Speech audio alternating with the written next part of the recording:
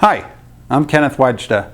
I'm a professional photographer in Colorado, and today's photography talk, I want to talk about composition.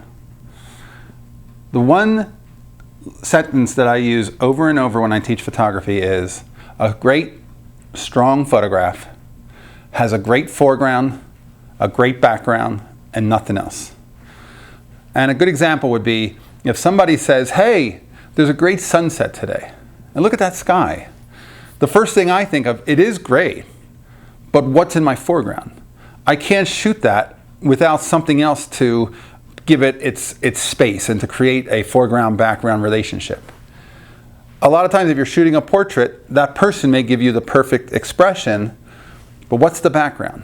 Both of those matter, and the simpler they are, the greatest photographs often are the simplest ones.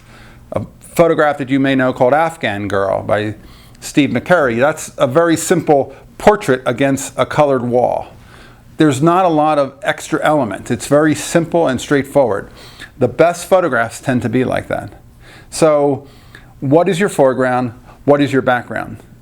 Those two things, especially when you're composing a flower portrait, if you're doing macro work, that's a beautiful flower. What's behind it?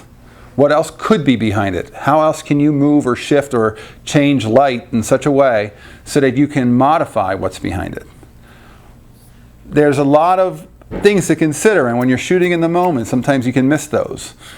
If you try to think about foreground, background, that's a really good way to make simplicity in your photos, and those photos tend to be your strongest.